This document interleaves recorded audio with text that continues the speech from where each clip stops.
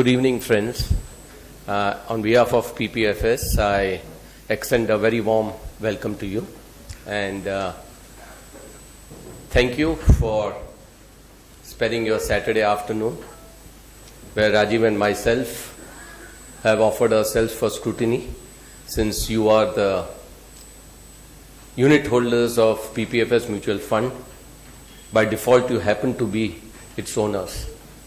And this gives us an opportunity to speak with you, discuss with you what we feel about the markets as well as what our fund really stands for. You have assembled over here because you believe in what we are doing. You believe in long-term investing. You believe that value investing is something which works. And there are no shortcuts in life. I think that is the reason we are meeting today. When we decided to start the fund, we wanted to challenge the status quo of the mutual fund industry. It was more of a supermarket selling things depending upon the fancy in the markets. With my 35 years of experience, I know that investing is very boring and it takes time for your investments to grow. There are certain laws which are made by men. Most of these laws are there for manipulative purposes. A derivative trading, giving you an illusion of short-term profits. It's man-made. Promotional activities, man-made. Advertising, man-made. It's there to manipulate your behavioral anomalies. And there are certain laws which are made by God, which are universal in nature.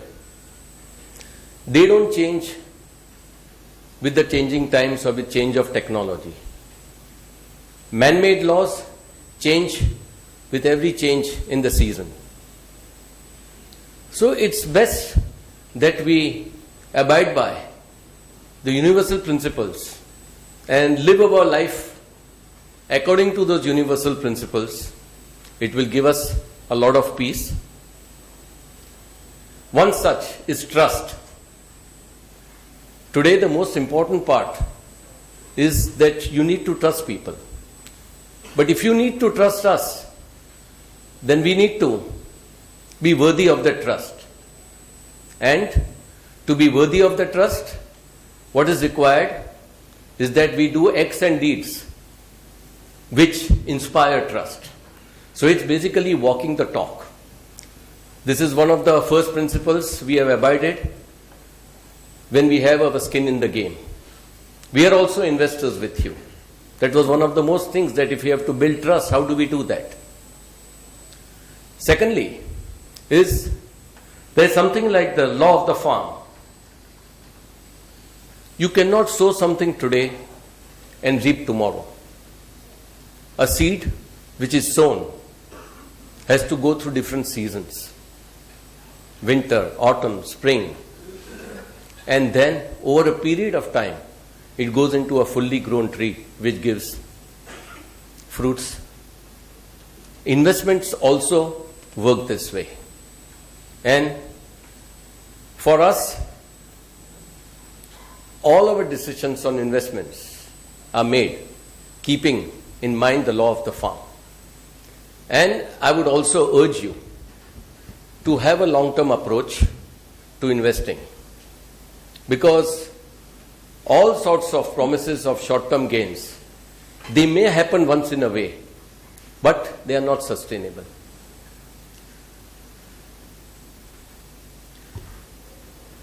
Can you see this? This is a steep fall when the market crashed during 9/11. And if we all were investors, Weren't we totally perturbed? It scared us. What a fall it was. India shining backfires and the markets fell and the government went.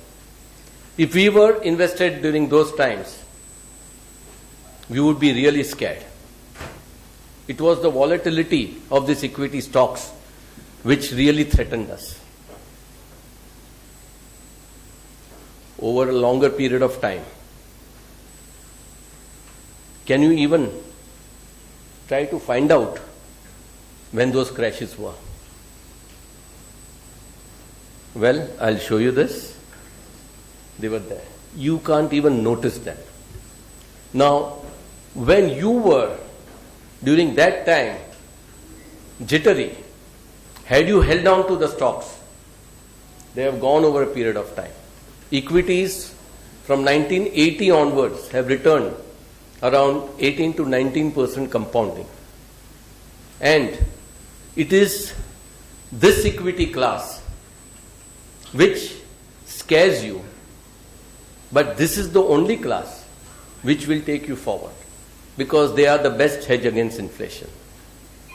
There is no other thing which is a really good hedge against inflation. Now, these are investments which give you an illusion of safety. They kill you.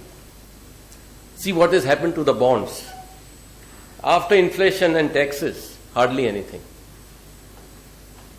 Cash, you are a total loser. Equity, after taxes, is only if you have a short-term gain. Otherwise, you are still getting 8.68%. Now, you have to realize that sometimes when you are looking at fixed income investments, you are only looking at the return of your money. But you are not looking at the vagaries of inflation, which ultimately goes on killing your purchasing power. Everyone is talking about gold. 1980, the index was 100, the BSE Sensex. 1 gram of gold was also 100. It's gone to 2,600. Index has gone to over 28,000. It's beaten by over a factor of 10. So even gold has really not given you that. So we are hardcore equity guys, and we tell you that equity is the best option for you for retirement, to beat the inflation, or being associated with one of the most promising asset classes. Now, how really long-term works is important for you to understand. What is the difference between a Starbucks coffee and a coffee which you have at UDP? Let's say 100 would be the correct answer. Now, a lot of time people feel that investing cannot be done if you have less money. I just want to tell you, in a month, if you can save about 1,000 rupees by getting rid of all the extravagant expenses which you do, and if you put that in a mutual fund which gives you just 15% return. I'm not talking about any extraordinary returns. And when you retire after 25 years, there's 1,000 would be 1,33,170. Yes, two things are happening. The power of compounding is helping you, provided you are willing to wait for a time. And it is that waiting which ultimately helps you to build up your wealth. Most of the time people in the markets take decisions based on the volatility of the markets. I think for us at PPFAS, volatility is our best friend, because when others are very fearful, we really become greedy because great opportunities are available in the market. So tomorrow when the markets are jittery and all, don't make the mistake of redeeming your equities, because that is the best time to put in more money.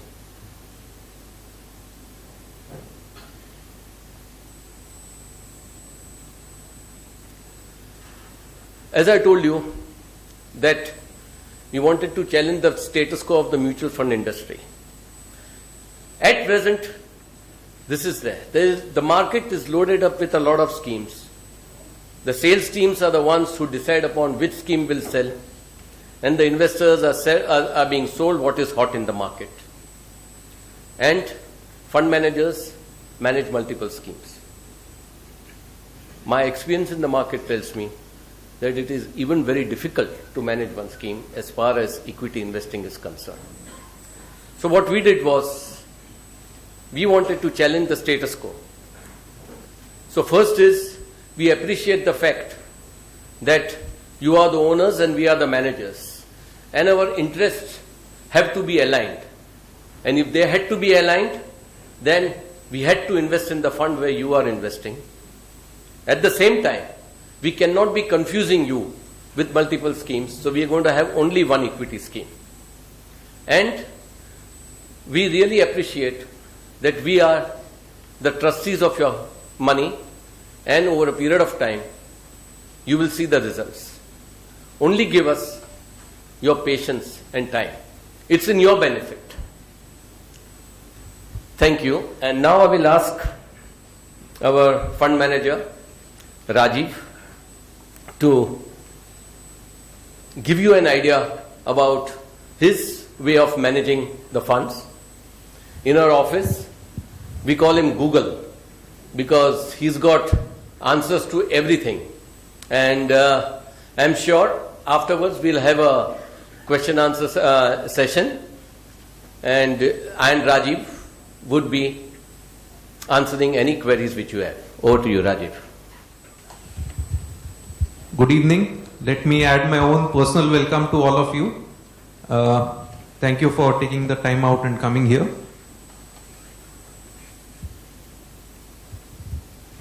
A lot of people ask us, what is different about your fund, or what is it that is different in the organization? And Parag Bhai briefly spoke about some of the things like having a single scheme and skin in the game. So just like you guys are investors, in our company, the promoters and fund managers have put in money, our research team has put in money in the scheme, and in the audience, it is quite likely that your neighbor may be a person who works at PPFAS. So a lot of our staff members are also present here today. I'll be briefly talking about the investing process that we follow. So we have already covered the reasoning behind having a single scheme and aligning the interest with that of the unit holders. If you look at financial history, stock market was invented somewhere down the line. In the financial history, initially there were different forms of businesses. So what was the first form of business was a sole proprietorship. People set up their own businesses. They were the owners and they were the main employees of the business, and they would provide a product or service. Later on, we had partnership firms. Somewhere down the line, we had joint stock companies. And finally, we had the stock market invention, where a share, and what is a share? A share is a share in business. A share is a share in profits. A share is a share in losses. So it's a share of business. So somewhere down the road, we had the invention of stock market, where the share in a business would be traded on the exchange. The funny thing that happened after this invention is that people forgot all about the business. People looked at the share as something that was traded on the market, and the price would go up and down every day. So what was important was, what is going to be the price tomorrow? What is the technical chart saying? What is the derivatives open interest? How much is the rollover? Will FIIs be coming in and buying, or will they be selling? I think ultimately all that was discussed was this. If you look at CNBC or any of the television channels, a large part of the discussion is on this. Very rarely you will find discussion on the management quality, or are the decisions they are taking in favor of the minority shareholders, what are the long-term business prospects of that. So just out of curiosity, how many people in this room are either professionals or business owners? Just a show of hands. Quite a few. So, Sudhit bhai, when you started your profession many years back, did you consider whether the GDP growth would be high or low, or interest rates would be going up or down, or FIIs would be coming or going? Answer is clearly no. So why do we give importance to all these factors when we go out and buy businesses in the stock market? Essentially, these are irrelevant factors if you are going to be in business for 5 years, 10 years, 20 years. And it required someone by the name of Benjamin Graham to remind us of this factor, that ultimately buying a share is buying a business. Both are the same thing. So when you are buying a business, and if you happen to go in partnership, one of the first things that you will look at is whether the partner is trustworthy and whether the partner is competent enough. A riddle. Let's say you have a safe in your house which has about 1 lakh of rupees in cash. You also have a servant at your house who is a known crook, who is a thief, and you have forgotten to lock your safe. You are sitting here for the unit holders meet. What is the value of money in that safe? Answer is you don't know. If the person recognizes he has a chance to steal, it could be as low as 0. The same applies in the business context. If you buy shares in companies with promoters who are serial offenders in terms of cheating minority shareholders, or even cheating their customers, suppliers, or the government, chances are that if you are invested for a period of 3, 5 or 10 years, somewhere down the road your pocket will get picked without you knowing it.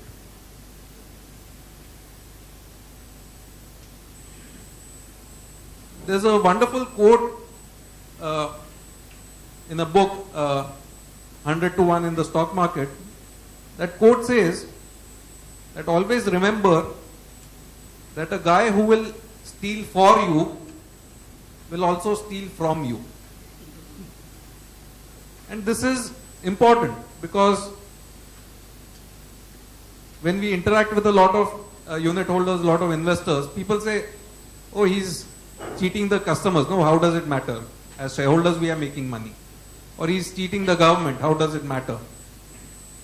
In fact, a lot of people till about 5-7 years back thought that the capability to manage the system, we have unique terminologies in India which people outside can't understand. Managing the system. So that is how you get your coal licenses and telecom licenses and infrastructure contracts and so on. So managing the system was considered to be a huge advantage in a promoter. And we have seen what happened to those companies where finally their past deeds caught up with them. So when we look at investing money for the fund, promoter quality, management quality is one of the most important things we look at. So we filter out at least known offenders. doesn't guarantee that all the investee companies will behave well.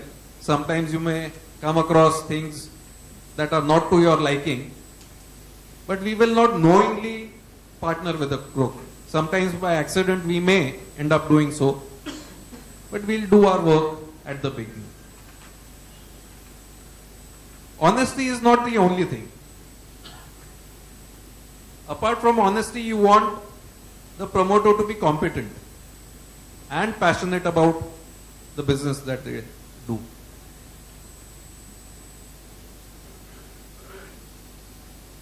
So, I just love reading business biographies. So, apart from the numbers that you see, quarterly revenue, earnings per share, interest cost, sales growth, I like reading stories. So, recently I was reading about Mr. Hamid, the founder of Cipla, and when you read about him, you can clearly make out that the person is passionate about what he does. And you really want people like that. You don't want people who think of attending office as a burden on them, something that they have to do 9 to 5. A lot of the most successful people in the business field are people who even on a holiday will keep thinking about how to improve what they are doing, or they'll catch up on some reading relating to their field and so on. And Mr. Hamid was asked what he does in free time. So he says, in my free time I read chemical journals. So he considers that as a free time. He doesn't consider that as working. So you want passionate people, you want competent people. Again, a lot of people ask us, since you have a single scheme, go anywhere scheme, are you sector agnostic? Do you buy all sectors, or are you partial towards certain sectors? As such, we will invest anywhere. We will buy large cap, mid cap, small cap. We will buy companies in India or companies abroad. But we will not buy certain kind of sectors or certain kind of industries. So how do you determine which sectors to invest in or which sectors to avoid? When we are investing in equity, we are hoping to generate a return which is more than your 8-9% that the bank gives you. Anyone in this room expects an equity return of 5%? Anyone? Thankfully, no. So given this premise that if your banks are giving you 8-9% and in equity you are looking to generate, let's say, hypothetically 15%, you don't want sectors which have return on invested capital which is very low. It may be good for some insurance company or for some retirement fund where they have to give only 8%, 9% return to their investors, but it's not good enough for us. So if some infrastructure company or some utility has a return on capital invested of, let's say, 6-7%, then we would eliminate those companies. We typically want high return on invested capital, the higher the better. Also, in our personal lives, when we look at investing in business, we all have finite resources. We don't, or at least some of us have. We don't want businesses where each month, each year, you have to keep on pumping in more money just to be competitive or to grow market share or whatever. You finally want the business to generate cash flow to meet your living expenses and some element of luxury that you have in life. You don't want to continuously have cash flow going the other way, where from your personal bank account, you keep putting money in the business bank account. We have a similar approach to our investee companies.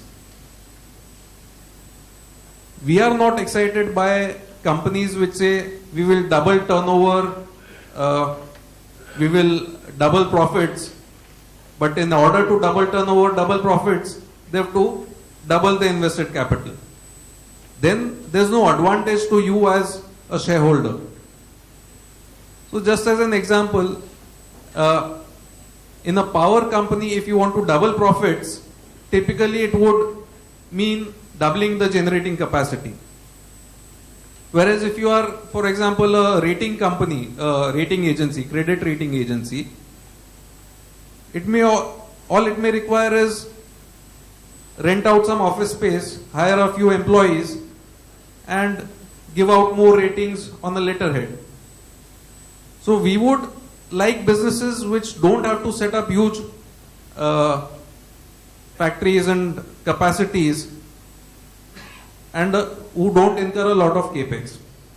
And if at all we were to buy the kind of companies which require setting up factories, etc., we would want to buy them when they are down in the dumps. We would want to buy them when all the expenditure is behind them, the profits have not started flowing in yet to the shareholders. All investors have lost hope in terms of prospects of the business. The business is quoting at a fraction of what it would cost to set up a greenfield capacity, and then we would go out and buy such a company. So that is the criteria: quality promoters, honest, competent, passionate, business with high return on capital, business with low amount of debt, low amount of fixed capital expenditure, and finally we want to buy these companies at attractive valuations. We don't want to pay a fancy price for any of these. So this is as far as the investing process goes. I'll address one or two of the common questions that we get asked. One question that is typically asked of us is that today we are optimistic on what is happening in India. Investors from across the globe are coming and buying Indian stocks. So why not have a 100% Indian equity fund? Why do we invest some money overseas? It's a very logical question. What we need to do is we need to scratch the surface and dig deeper.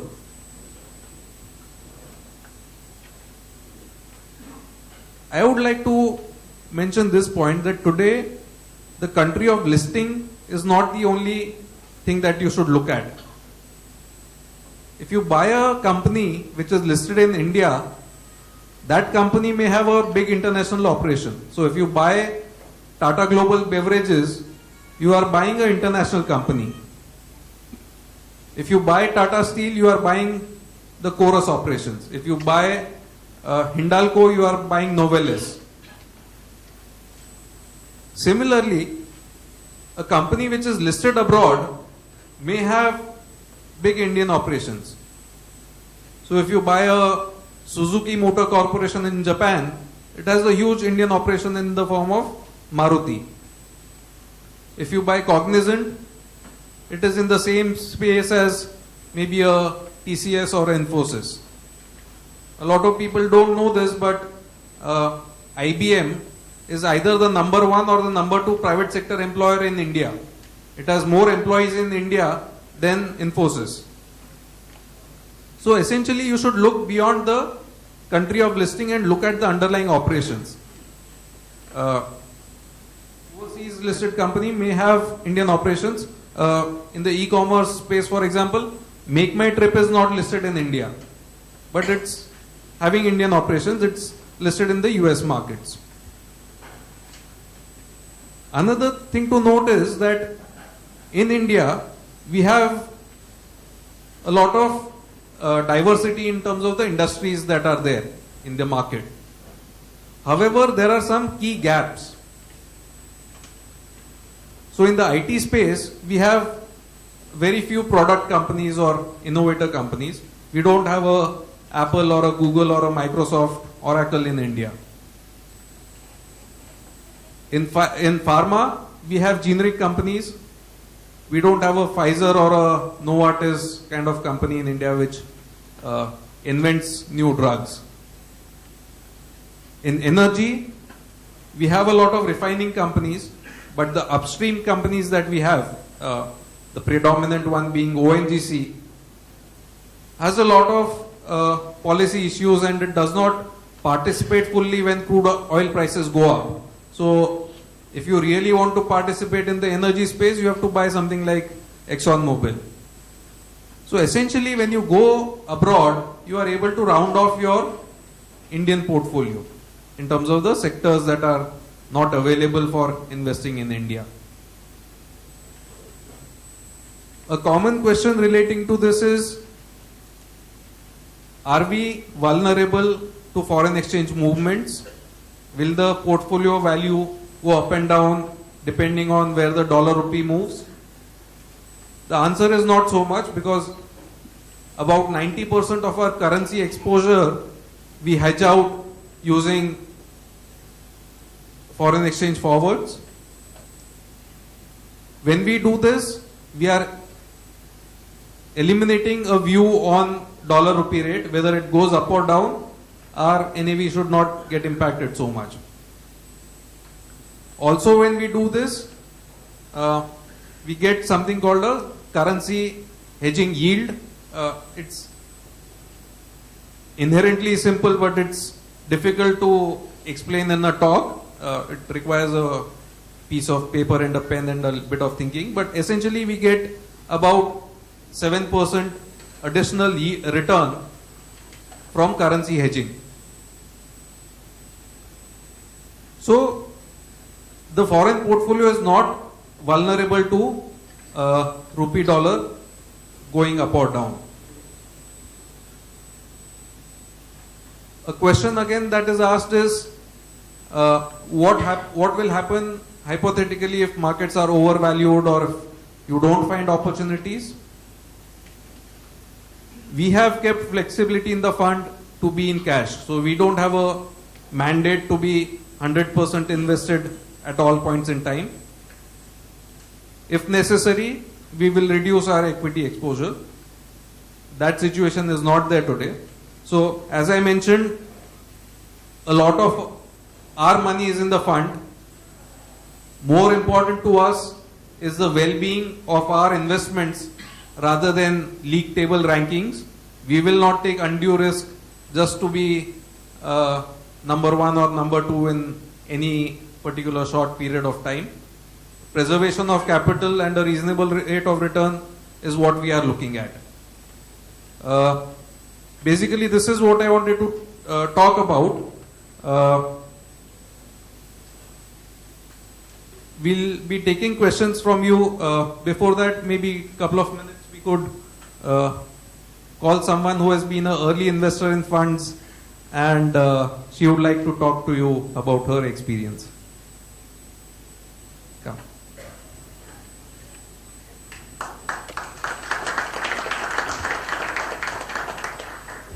Good evening, everyone. My name is Ananya Pai. My father began investing in a mutual fund scheme in my name right from November 2002, the month I was born. The first logo I recognized in my life was of Franklin Templeton. I was about 3 years at that time. Hence, I can say that mutual funds have always been a part of my life. Today, I am happy that my father is working with a mutual fund which he believes in and does the right things, and that he invests in PPFAS long-term value fund every month in me and my brother's name. Thank you.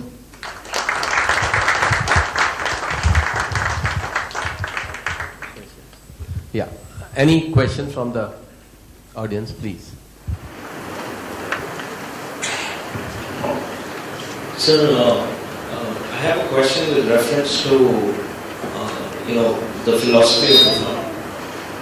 It seems now that, there might be a good rate of return we can get from buying their instruments, assuming that interest rates would correct. Now, by definition, it's an equity fund, but this would typically be an opportunity. Would this be something that you as a fund manager would be looking at? So the fund structure is like this: minimum 65 in Indian equity, 0 to 35 can be foreign equity, or it can be debt instruments.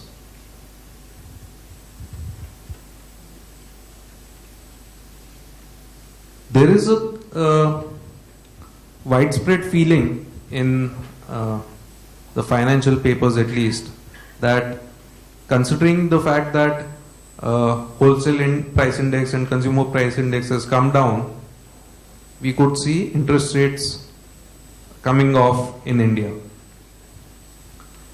Logically, that would mean appreciation in bond portfolios, the longer dated bond portfolios.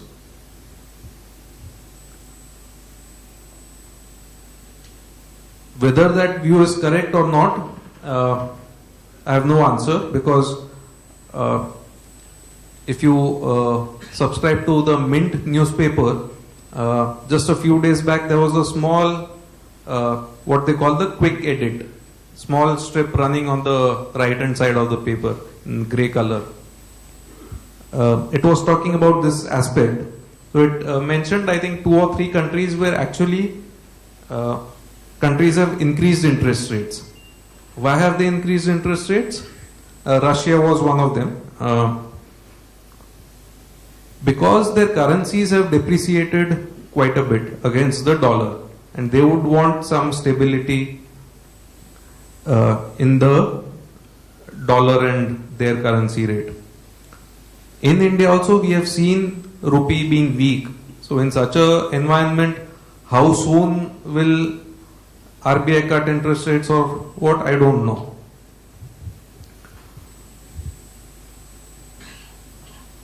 I would say this: let's say you buy a bond which is having a yield to maturity of 9%, and you buy that assuming interest rates are going to come down.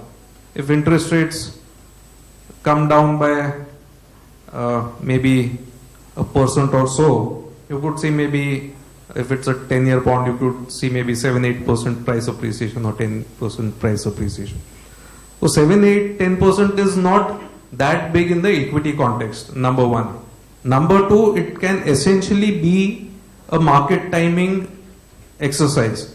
You buy the bond at the right time, then you have to exit. It can never be a buy and hold. If you buy and hold that bond for 10 years, you will get only 9%, irrespective of where the price goes up and down in the interim.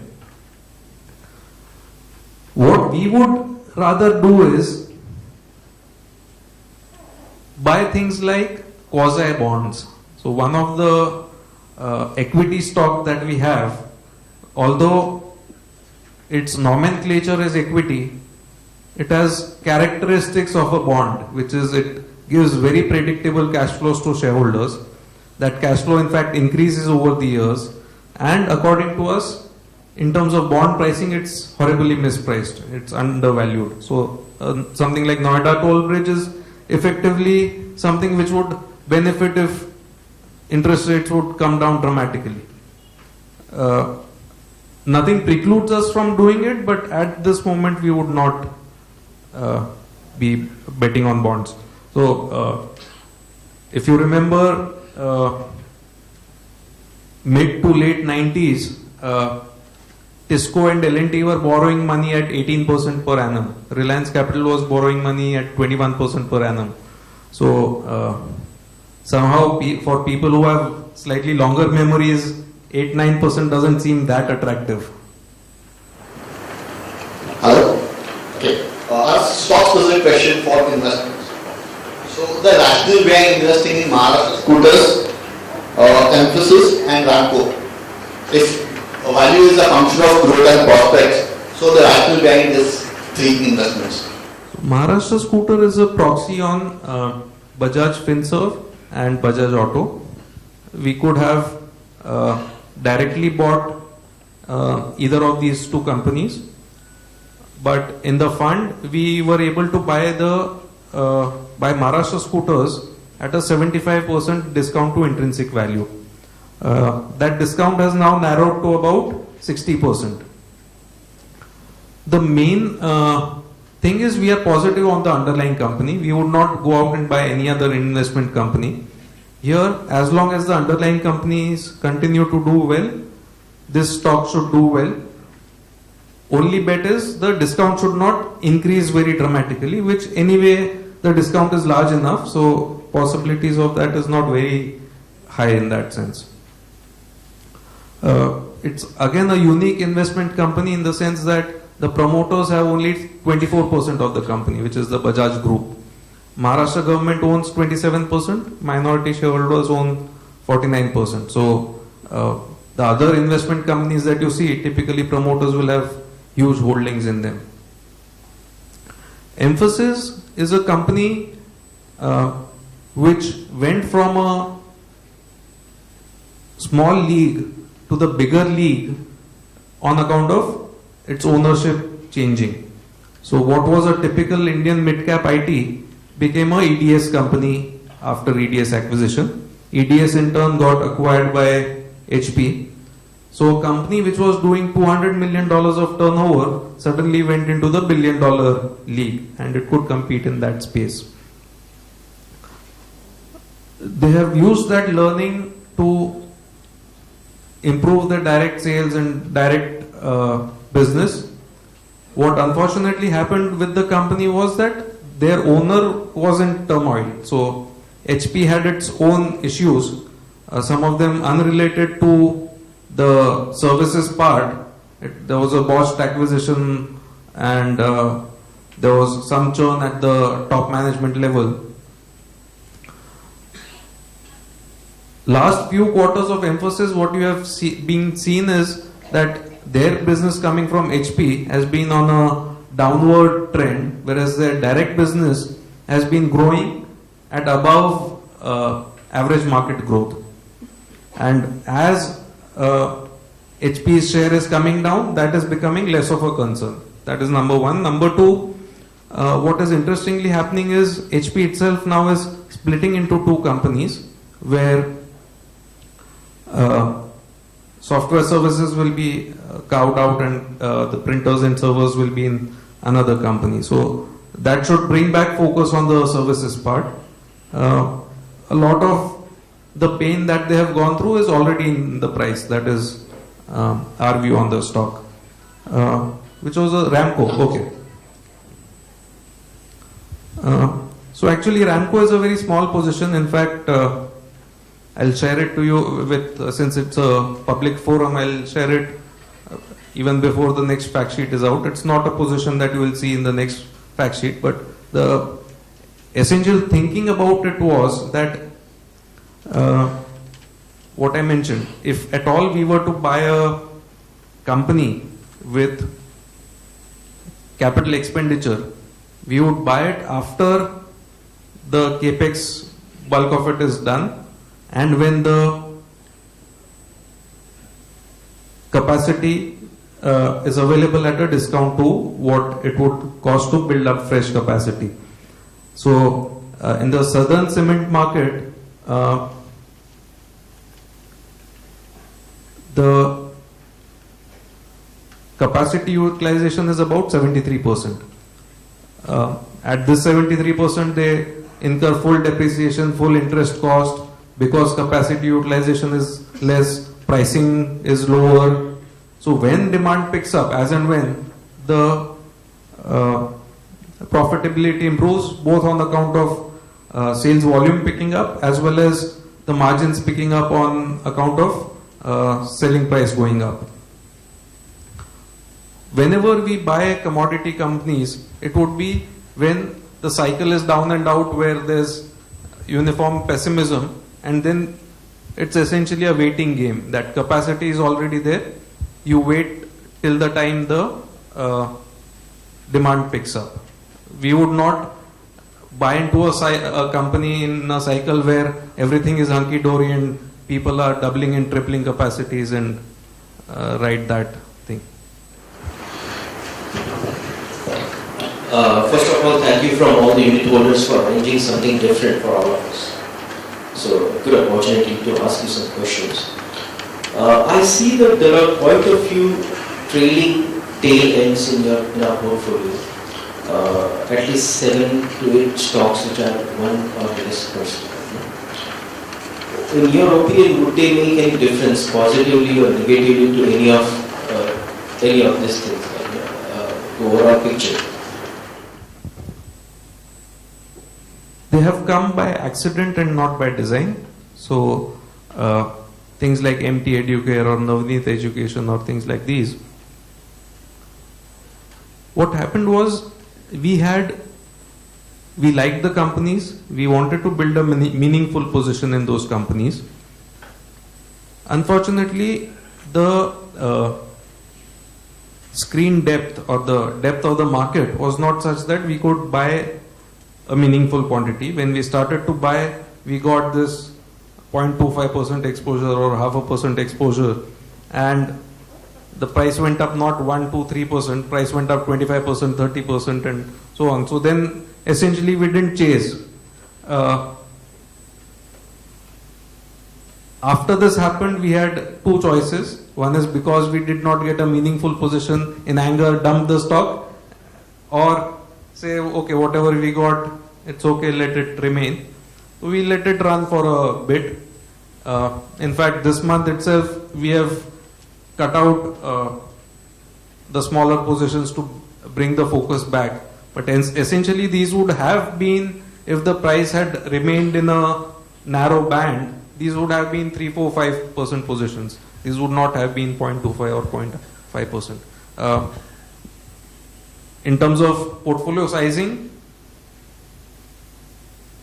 we understand the benefit of diversification, but we will not do what Peter Lynch calls diversification. So DIWORSE. So we will not make the position worse by adding too many stocks. A golden mean for us is somewhere 20-25 positions, and meaningful positions, not too small. Sorry, one follow-up for that was JNK, you decided that yes, we need to decrease the allocation, but again, like, we have kept 1%. So it's out. So it's a process over a period of time. And since you asked a specific name, people have divergent views on the things. So as we have been selling, Monish Pabra has been buying, but each person has their own view. Yeah. Hello sir. My question is about the structure of the fund. In the beginning you mentioned that at any point in time, minimum investments will be 65% in Indian equity. So, if something, in no circumstances it will go below 65%? Minimum 65 is required to get the classification of Indian equity fund. In an extreme bull market, we could look at low risk opportunities, or if we feel that overall the market is overheated, the net equity exposure we can bring down to 15%, 1.5. Reason being, out of the 65 Indian equity that we have, 50% can be hedged by way of derivatives. So then that 50% would run as an arbitrage book rather than a core equity book.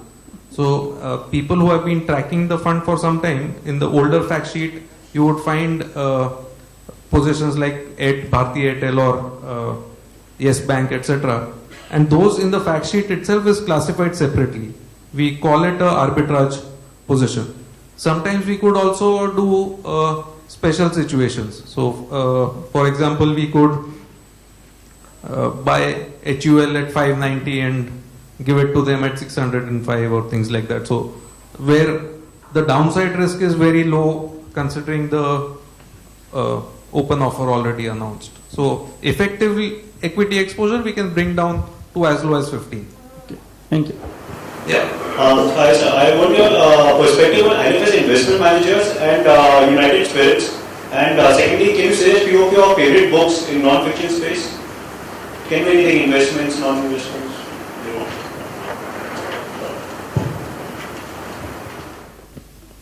So, Island FS investment managers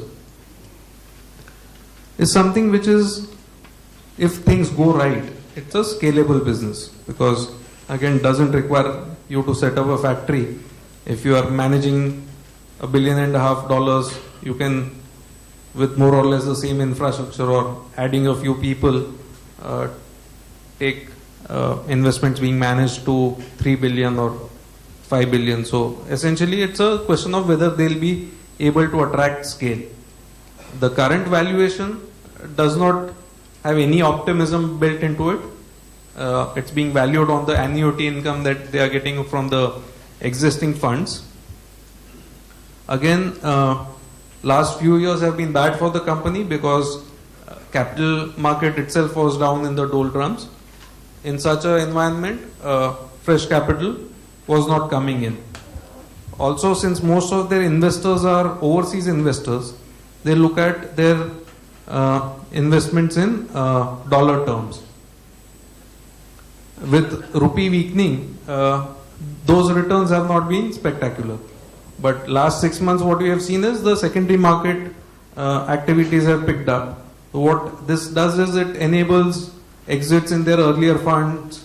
Again, the IPO, FPO market will revive. And once these two markets revive, you also see fundraising becoming easier in the private equity space. So as long as they are able to benefit from the cyclical uptake and increase the fund base, they should be okay. It's again a scalable business, so high return on capital, almost zero capex and things like that. In terms of United Spirits, what has happened is there's a management change. So what were the problems with the earlier management are widely known. I don't need to expand on that. A good analogy to understand the liquor space would be the tobacco space in India. Both segments subject to high levels of taxation. Both segments where advertising is banned, so you can probably do a very limited amount of surrogate advertising, but you can't advertise your products. Both segments where license raj is still prevailing. So a foreign company cannot simply walk into India and start manufacturing and selling their products. There's still industrial licensing there. Both sectors where state governments also have a role to play in terms of taxes and what is permissible, what is not permissible. Again, both sectors where there are oligopolies. So you have ITC as the big daddy of the cigarette market, and you have 2 or 3 smaller cigarette players, VST and Godfrey Phillips and all that. Here similarly you have United Spirits and some smaller players. And at the lower end you have the unorganized market, which in the case of tobacco you have BDs, in liquor you have the country liquor.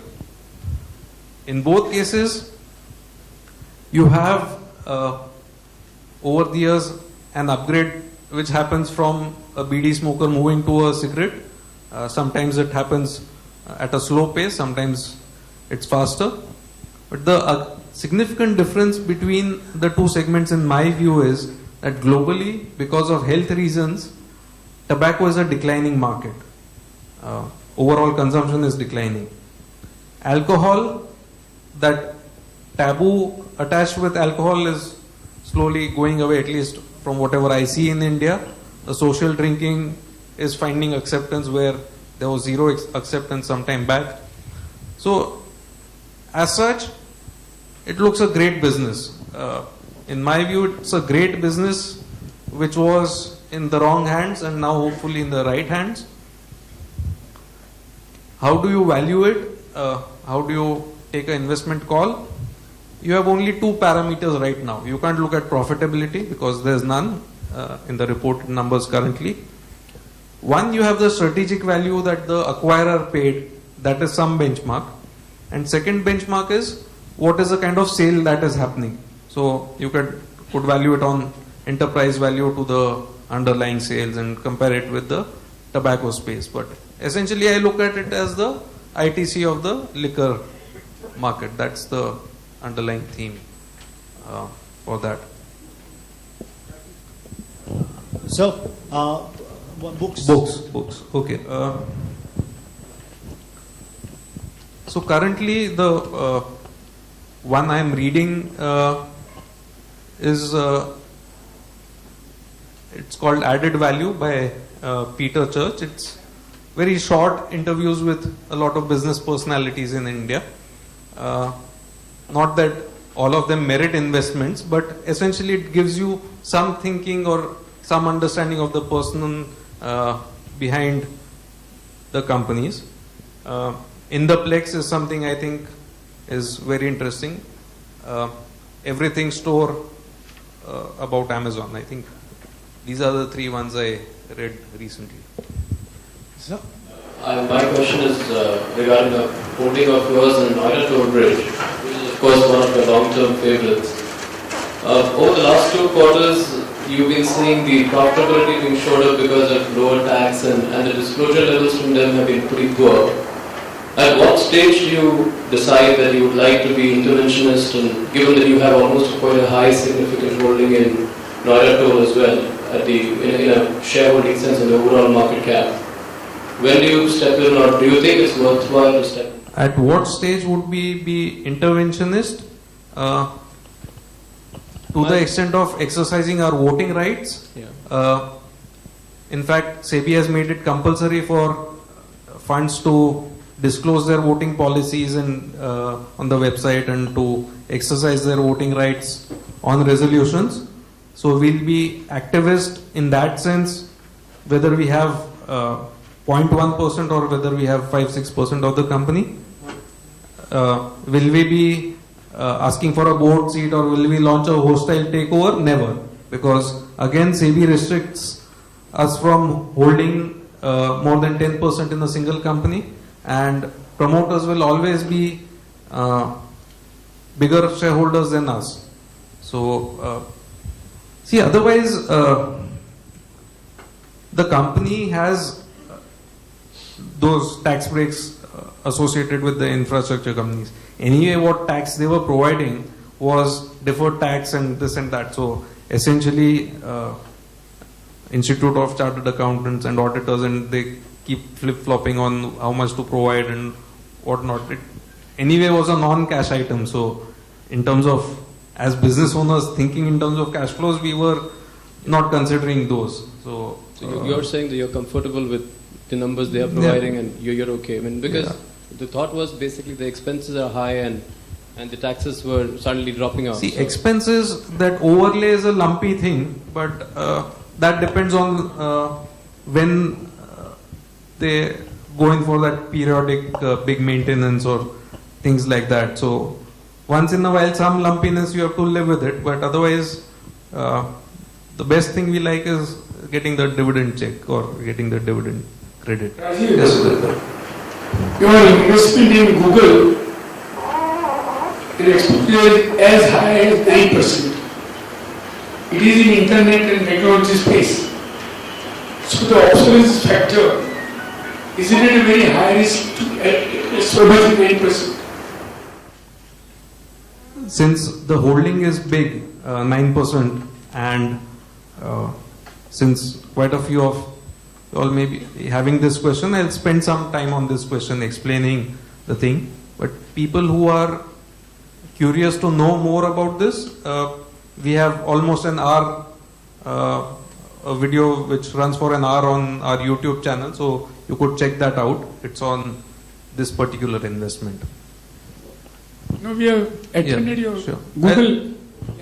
Some people may not I've listened to it. No, but still. Yeah, I'll explain that. I'm skeptical about this. That why should you take so much risk in a technology internet company? Sure.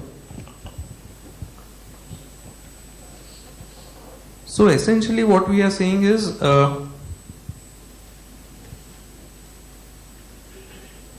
in the media space, whether it's print media, electronic or radio, there was a period where broadcasting was the dominant method of delivering a message, delivering advertising, where you send the same message to everyone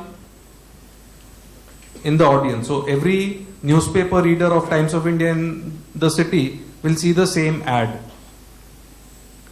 With internet advertising, what happens is you can drill down to the level of each individual customer. So for example, if everyone in this room was looking at the Times of India mobile app or the Times of India website on that laptop computer, potentially each one of you can be shown a different ad depending on your age, gender, interests, education level, income levels, and so on. And Google is a dominant player in that. It's a dominant player because of the ecosystem that it has. It has a dominant email service in terms of Gmail, so it can read all the mails that you send and receive. It has a dominant browser in Chrome. It has a dominant mobile operating system in terms of Android, so it's there in people's pockets. It knows where people live and work and where they are right now. Maps, translate, the search engine itself. So essentially it can collect all this data from people and it can target advertising properly. So YouTube again is the dominant user generated video service. Again, they are using it to deliver videos which are professionally made. So you can already see Bollywood movies on YouTube by paying a charge which is less than the cost of a pirated DVD. So you can view Bollywood movies at 25 rupees and 50 rupees kind of price points. So essentially it's this whole ecosystem. So what should be the portfolio weighting? I think that is the question. Should it be 2%? Should it be 5%? Should it be 9%? It's a judgment call. We can keep discussing this for hours and hours. The result will be known 5 years, 10 years from now as to whether the investment case works out or not. I think it makes compelling investment, and the reason why we are at 9% in this is briefly this. The stock is available at somewhere around 25 times earnings. If you remove the cash that is there on the books. This earning, the earning that is taken for this valuation metric is after deducting a huge amount of expenditure on research and development. So they spend some $8.5 billion a year on R&D, and that is fully expensed out. And we are placing zero value on the research pipeline that they have. So we are not placing any value on driverless cars or the contact lenses which measure diabetes, or the balloon internet, or fiber optics, or same day delivery of groceries, or none of that. We are just valuing it on the current cash generating business, which is the advertising business, and a small bit of enterprise portion. I think looking at the valuation of quality companies that is there in India or even abroad, I think it is among the better attractive opportunities, and that is the reason why we are at 9% in this company. Hi. When you have a portfolio, you sometimes have a view in the market. Like abroad, Seth Klarman has a lot of his portfolio in cash, while we are pretty much all invested, at least from what I see. Can you give a little color as to the markets today and what your view is, and if required, would we leverage? Seth Klarman has said this many times. He said cash is not something you start off saying I'll have 10% cash, 20% cash or 50% cash. It's a function of what kind of opportunities you are getting. So cash is the residual component. He's saying just because you have cash, don't be jumpy, don't go out and buy.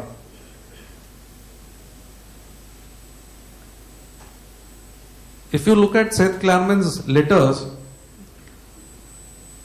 he's a person who invariably has above average cash holdings. So it's not something which is very new for him.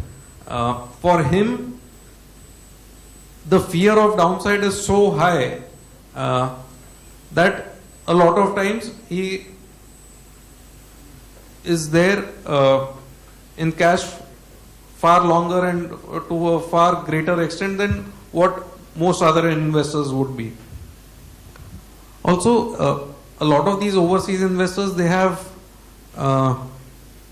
size constraints in terms of the size of the companies that they can buy. We operate with a 515 crore fund. The kind of companies that we can buy in are far smaller and diverse. Also, we operate in a different market. They are in US, we are primarily in India. So what Seth Klarman does or does not do may not have a direct impact on us.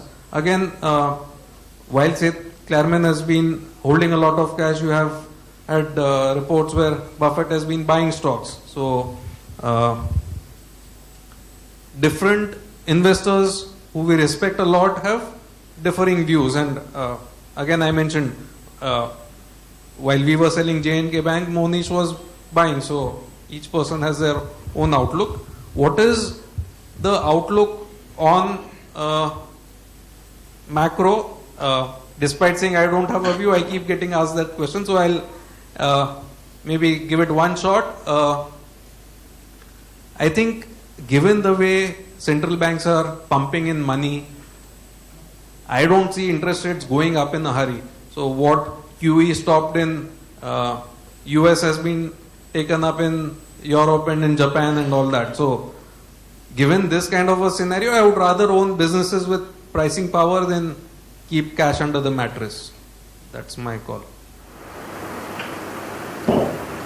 Yeah, I have a question regarding the fund size. We started about 18 months ago, somewhere around 64-65 crores. We are at about 515 crores now. What has been the kind of inflow which has come into the fund over the last few months, and how does that impact the investments going in? Because there is a limit, I won't say limit, but an outlook in terms of holding 20-25 stocks. So with the valuations rising, do you add to the existing holdings, or do you look for new investments with the new money coming in? So I think there are 2 or 3 questions all connected together. So I think the key number to look at would not be 64 crores when we started off. The key number to look out would be about 300 crores that we had in PMS when we started off, out of which maybe 30-40 crores would still be there because of the US clients and regulatory aspects. So essentially 260-270 crores was a starting point. That with markets appreciating, let's say 50%, that would have anyway appreciated. So a lot of the growth in asset sizes, appreciation also. Fresh flows have been steady, have been coming in at a regular pace. We are, I think, getting about maybe 8 crores a month kind of net inflow numbers, which is quite manageable. It's not difficult at all. There are enough levers in terms of increasing weightages or buying an additional stock, etc. So we look at the whole portfolio on a opportunity basis. So we have no fixed target that just because money has come in, you go out and buy something or anything like that. At the margin, most inflow outflow just keeps adding or reducing from cash, and as and when the opportunity comes, that deployment happens. Good evening, sir. Good evening. May I ask you a question in Hindi? Yeah. Thank you. मेरा पहला सवाल ये है sir कि जैसे 92 से 2002 तक market नहीं बढ़े थे, अगर ऐसा सिचुएशन हुआ तो क्या, क्योंकि पिछले 5 सालों में मार्केट लगभग नहीं बढ़े थे, तो लोगों के अंदर बहुत निराशा थी और सब लोग पैसा निकालना शुरू कर दिए थे। अगर आप देखें तो अभी मार्केट टर्न हुआ मोदी जी आने के बाद या दूसरे किसी कारण की वजह से, तो सब लोग पैसा डाल रहे हैं। ठीक, अगर भगवान, मुझे पता नहीं, it may sound a silly question, but अगर आगे के 5 साल 10 साल तक मार्केट नहीं बढ़ता है, तो फिर जो इन्वेस्टर्स हैं वो कैसे सर्वाइव करेंगे, वो सारा पैसा निकाल लेंगे, या क्या हालत होगी हमारी और आपकी?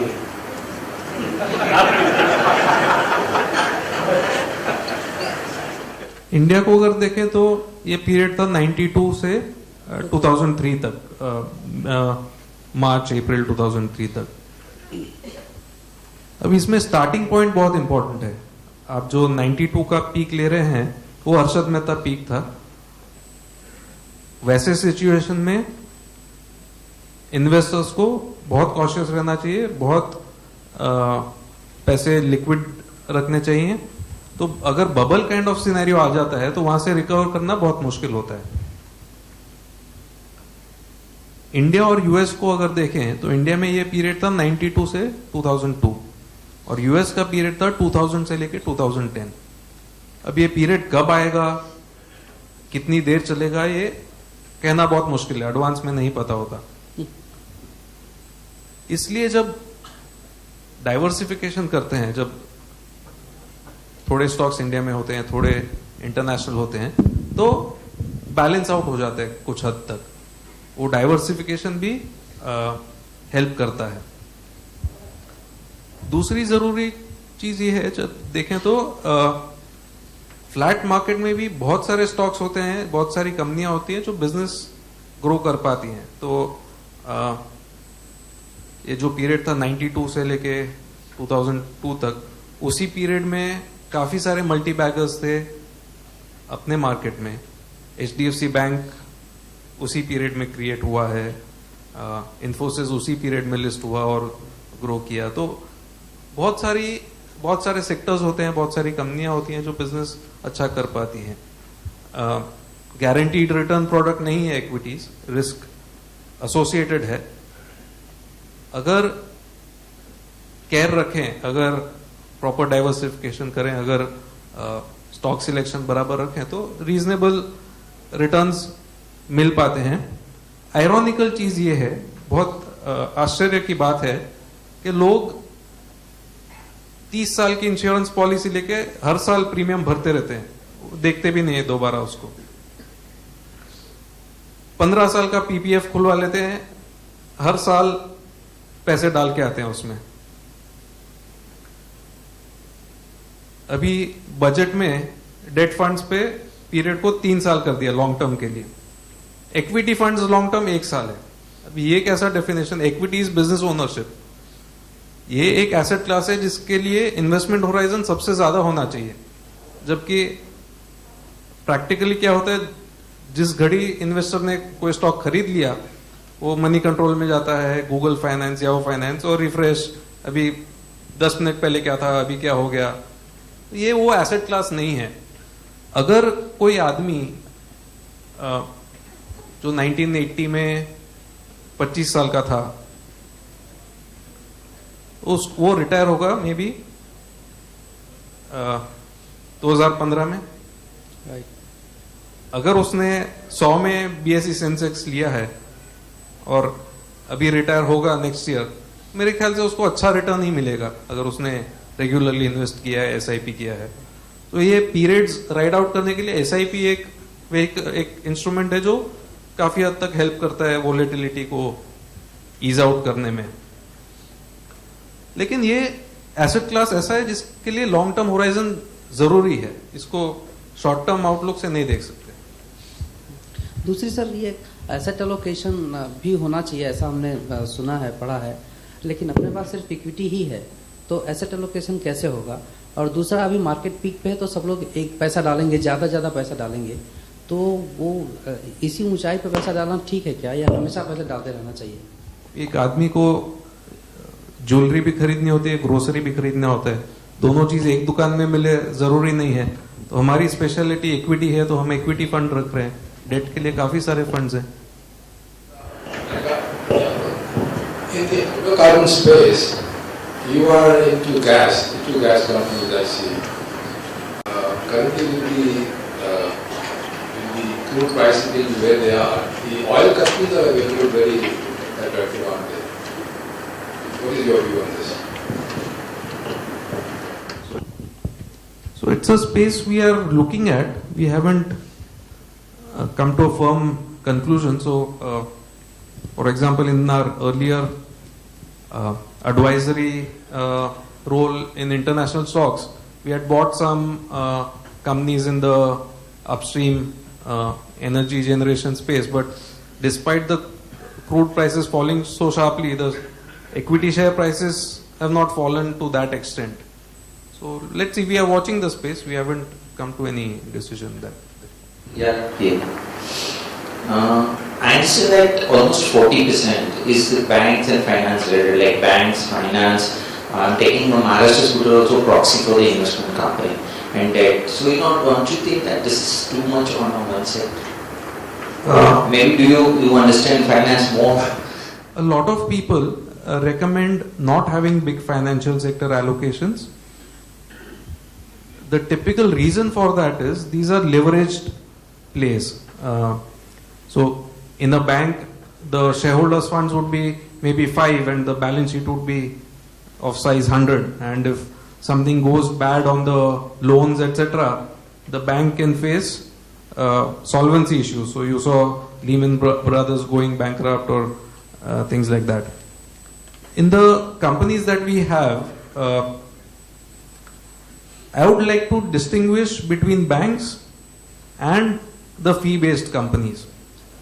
So if we have stock ownership of ICRA, they are giving their opinion on a letterhead. Whether the company which they have rated as BB finally goes to C or goes into default category doesn't affect their profitability or the principal net worth. It may affect their reputation if they do it too often and things like that. But they are essentially a fee-based company. So they could be auditors or management consultants for that matter. Essentially they are getting a fee-based income. Same with IL&FS investment managers. So what I would recommend that you do is you look at only the banking sector allocation as banks. The others are essentially fee-based players. For this company, 3M, Nestle's, we have the Indian players as well. So why choose international? It's a valuation arbitrage. So the international company also operates in a lot of emerging markets, and those companies are available at less than half the valuations of the Indian companies. Oh. So it's that way. I think this gentleman has been waiting for a long time. Sir, my question is, if you looking at the valuation from September 2013 from 18,000 to 28,000, the market has went up like it has gone up like anything. And if you look the valuation from 2008, 21,000 to 28,000, so market has not substantially increased. So can you highlight on this?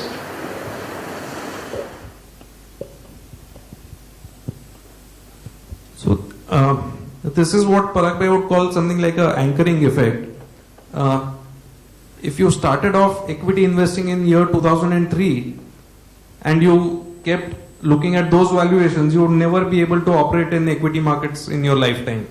Because at that time you had a company like Hero Honda which was giving some 11% tax-free dividend yield, and which was growing at some 15-20%, and actually the company was being thrown away.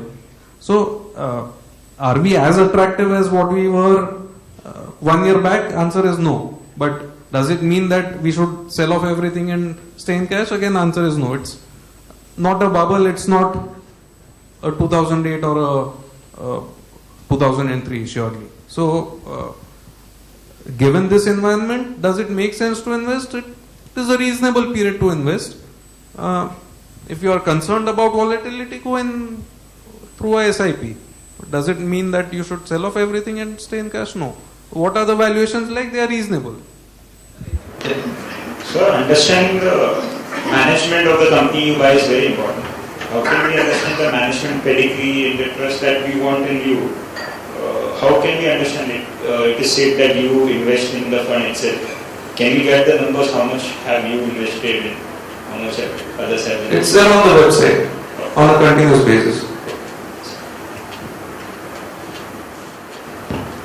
Sir, I want your opinion on the investments in Zydus Wellness, Polaris and Mahindra Holidays.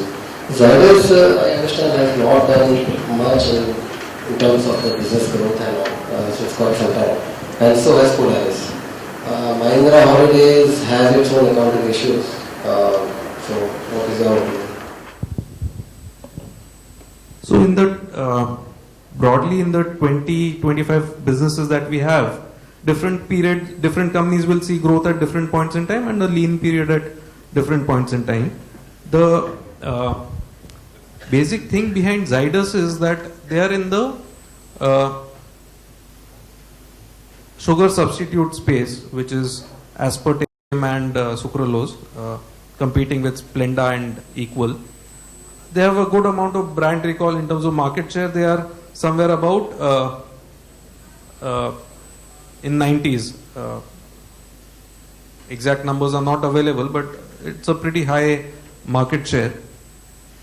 And it's a product category, considering the demographics in India, where there's a large undiagnosed population who would be diabetics and not know about it.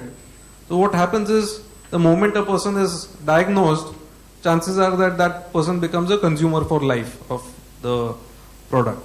And in terms of the FMCG space, when we bought it, it was still one of the few companies available at a reasonable valuation.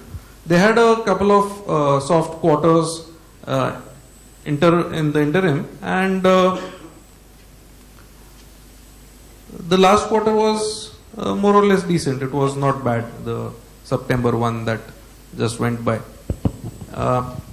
It essentially is banking on just one that sugar substitute. It has not been able to develop any other product. So Colgate is essentially just toothpaste, or P&G would be... the market size is not really what...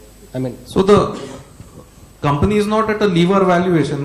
The market cap is corresponding to the current business that it does. And essentially when you buy a category which is low and which is growing well or which has good potential, that's where you would see returns coming in. Polaris, the purchase was not because it was seeing phenomenal growth. The purchase was essentially because of the extremely low valuations, and also the earnings were suppressed because of the losses in the product business, and that has to a large extent got addressed with the split of the company into the services business and the product business. So most of what we expected from the company has played out. So in fact, things have gone pretty satisfactory for us as investors. Which was the third one you mentioned? Mahindra Holidays. So Mahindra Holidays, they have issues in terms of receivables very clearly. So they have not been able to get the people who sign up with them to maintain the traction, and some of them just go out of the system in terms of not paying the EMIs that are there. They don't lose out in terms of unless someone pays the EMI, that person can't avail of the holidays. But as investors or as consumers, we would not like that to happen. They have been taking corrective measures. So what has happened is the company where it was in terms of its troubles 2 years back and where it is currently, I think they have come a long way ahead in terms of addressing even issues relating to inventory, where there were more members and fewer rooms available and things like that. When we purchased, they had already gone through some bad phase, and the IPO was close to 300 and stock price was around 235. So, and it had not done anything for a long time. The resort experience when people land up over there or otherwise is fine. There are issues relating to receivables and issues relating to inventory. They are working on it to address it. Let's see how things pan out. So we are watching the space. Isn't this a company which will require cash continuously to build up resorts? Which goes against the philosophy of yours. See, the way I look at it is, let's say they are selling a room for 4 lakhs hypothetically per week per year for 25 years. In a year, let's say they are able to sell 50 weeks, 2 weeks for refurbishment or servicing, etc. So then their 2 crores comes upfront to them as money. 50 multiplied by 4 lakhs. In 2 crores, you can set up a very good resort. You can 1/3 of that money will go in marketing. So let's say 67 lakhs goes in terms of customer acquisition. So net they are left with 1 crore 33 lakhs. Each room comes to them for the construction cost and everything would be about 65 to 70 lakhs per room, including land cost, furnishing, everything. So as such, it's not a capital intensive business. And apart from this upfront money, they have also an annuity that they get from the customers. So I don't see problems in the business design. The problems have arisen in the execution, and which is the issue. There are issues in terms of execution, in terms of onboarding more customers, in terms of adding inventory on time, and all of that. So there are issues, and we are watching that. Let's see how things pan out. Hello. Yeah. Question is related to tax benefits. So what prevents the mutual fund from being classified as an ELSS? What prevents us is that ELSS is not allowed to have foreign equity. That is one. Secondly, the Indian equity component has to be minimum 80%. So because of these 2 reasons, we can't get classified as ELSS. Someday we would want to have a tax efficient scheme which gets classified as a pension scheme or a ELSS scheme, but that space is undergoing some regulatory change. Let's see how things pan out. This scheme under the current rules cannot get classified as a ELSS. Thanks. Good evening, Rajiv. I have a question regarding the expense ratio. I mean, what you're offering is quite unique in the mutual fund industry, but the closest peer that in my view, is Quantum Mutual Fund, which compares to you. And that has an expense ratio of 1.25, whereas you are at 2, if I'm not wrong. So, do you think that's justifiable, 2%? So, the good thing about the asset management space is that every asset management company has, according to regulation, to put up its financials on the website. So, you can see Quantum, you can see PPFAS, AMC, HDFC, AMC, any AMC in this space. Quantum has a cross-subsidization model currently. They are making losses on their Indian asset management activity and they make money on the overseas advisory activity. So they advise FIIs on their Indian investments and they make money. So if you download their annual report and look at the P&L account, you look at their assets under management, which they have under the various schemes. Next to the assets under management, you put the expense ratio for that scheme. You multiply the two, you will get the fees that they get from the Indian mutual fund management space. That is a small proportion, very small proportion of their overall gross revenue. So while we would love for the expense ratio to be lower, and that will happen as assets grow, we clearly don't want to run a loss-making operation. So it's not that we have number one, we have among the lowest cost structures in the Indian AMC space, and number two, we will make reasonable profits. We will not, it's not a outsized or obscenely profitable activity. We want unit holders to have good returns, we want employees to have decent salaries, and we want shareholders in the asset management company to also make reasonably attractive profits. So we would balance all the three stakeholders, and all the three will do well. Thank you.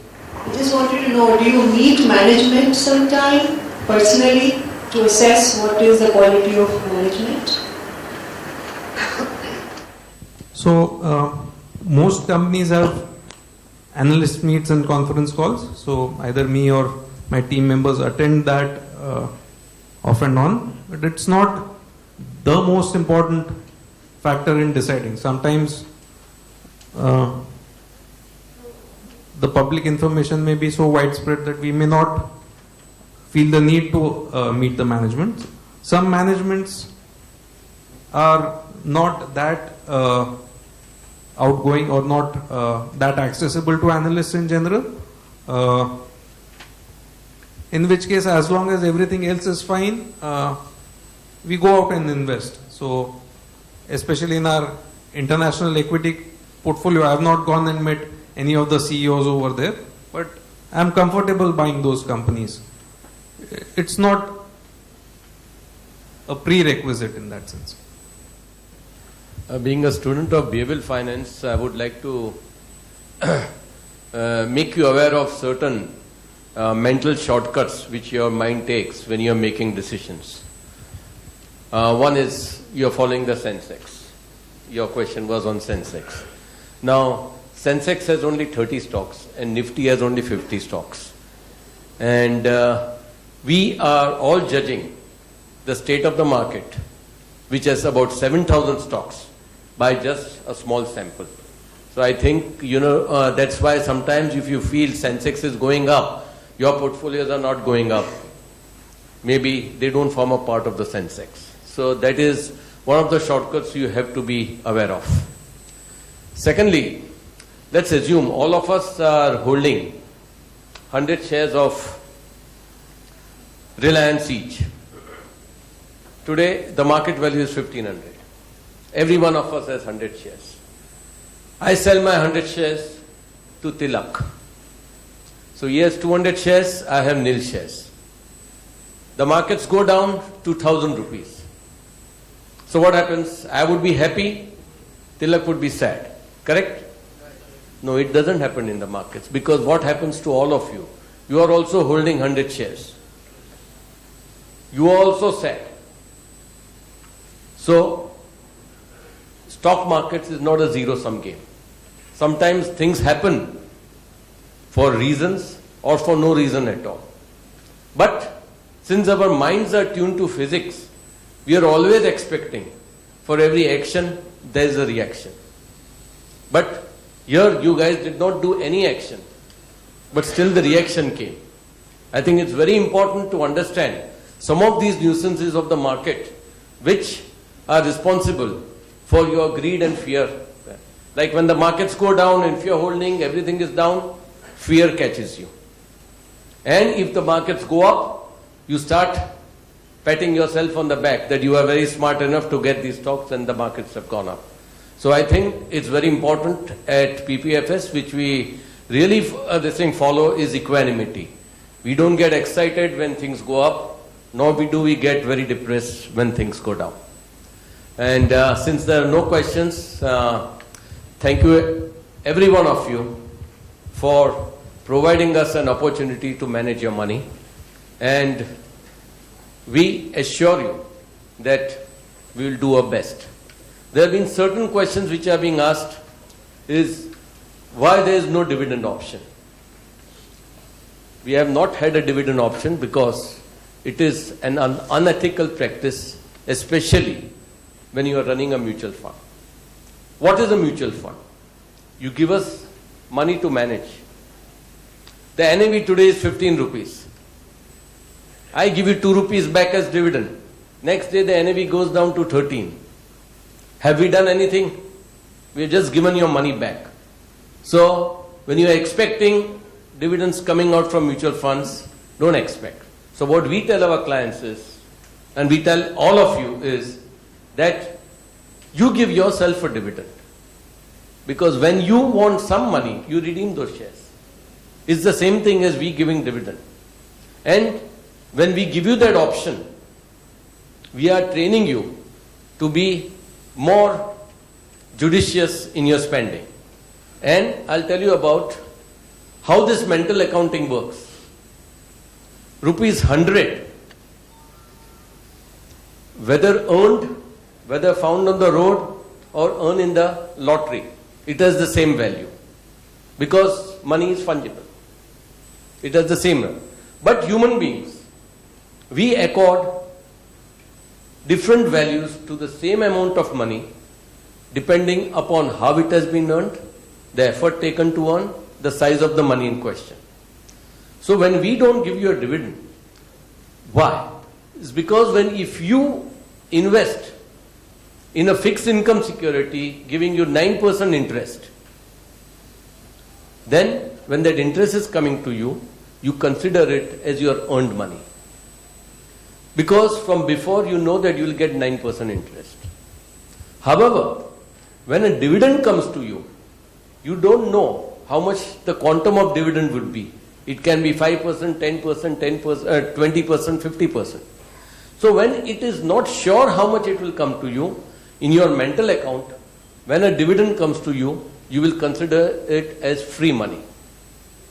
So you are more likely to splurge on that money rather than this. So when we tell you this thing, you take yourself a dividend, if you require 20,000 rupees, you will just redeem maybe less than 20, because that time you will consider that should I be redeeming or not.